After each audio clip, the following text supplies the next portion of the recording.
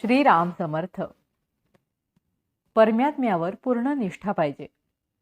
आई करता रडत असलेली मूल आई भेटल्याशिवाय रडणे थांबवत नाही. त्याप्रमाणे समाधानाकरिता आनंदाकरिता धडपडणारा आपला जीव परमेश्वर प्राप्त झाल्याशिवाय शांत राहू शकत नाही. म्हणून प्रपंचाची काळजी न करता परमेश्वराची प्राप्ती कशी होईल याची काळजी करा. भगवंतावर संपूर्णपणे निष्ठा ठेवल्याशिवाय आपली प्रपंचाची काळजी दूर होणार नाही. सर्व जगताचा जो पालन करता तो आपले पालन नाही का करणार? प्रत्येक गोष्ट त्याच्याच सत्तेने होते हे लक्षात ठेवा. मग प्रपंच कधीही बाधक होणार नाही. एक भगवंतावरची निष्ठा मात्र शेवटच्या श्वासापर्यंत सांभाळा. आपण पुराणात वाचलेच आहे की भीष्माने पांडवांना मारण्याची प्रतिज्ञा केली. भीष्म प्रतिज्ञा असती, मग ती खोटी कशी होऊ शकेल? सर्व पांडव चिंताग्रस्त झाले, पण द्रौपदीची निष्ठा मात्र जबरदस्त होती. ती म्हणाली, आपण श्रीकृष्णाला विचारू. तिने सर्व वृत्तांत त्याला कथन केला. श्रीकृष्ण म्हणाला, भीष्माची प्रतिज्ञा खोटी कशी होईल? तरी आपण एक प्रयत्न करून बघू. तो म्हणाला, द्रौपदी, तू आता असे कर, रात्री भीष्माचार्यांच्या आश्रमात जा.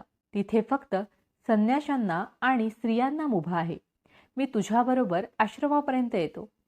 त्यानंतर श्रीकृष्ण द्रौपदीला घेऊन भीष्माचार्यांच्या आश्रमापर्यंत गेले आणि बाहेरच तिचे अलंकार आणि इतर वस्तू सांभाळत बसले. श्रीकृष्णाने तिला आत जाताना सांगितले की भीष्माचार्य आता झोपत आहेत. अशा वेळी तू आत जा आणि बांगड्या वाजवून नमस्कार कर. त्याप्रमाणे द्रौपदी आत गेली आणि बांगड्या वाजवून भीष्माचार्यांना तिने नमस्कार केला. त्यांनी लगेच तिला अखंड सौभाग्यवती भव म्हणून आशीर्वाद दिला. मग त्यांनी पाहिले तो द्रौपदी. तेव्हा ते म्हणाले, द्रौपदी, ही अक्कल तुझी खचित नव्हे.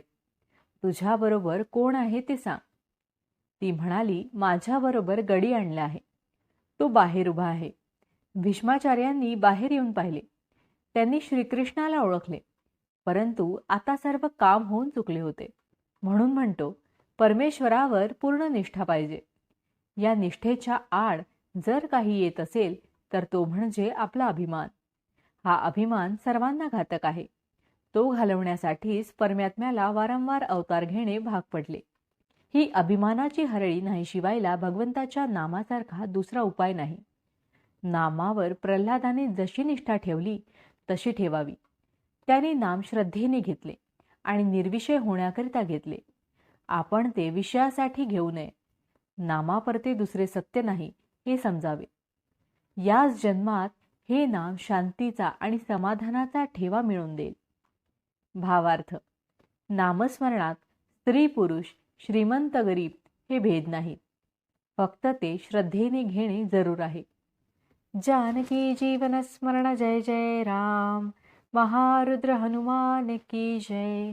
समर्थ रामदास स्वामी महाराज की जय. सब संतन की जय. श्री अनंत कोटि ब्रह्मांड नायक राजाधिराज सच्चिदानंद सद्गुरु श्री ब्रह्म चैतन्य महाराज की जय. जय जय रघुवीर समर्थ.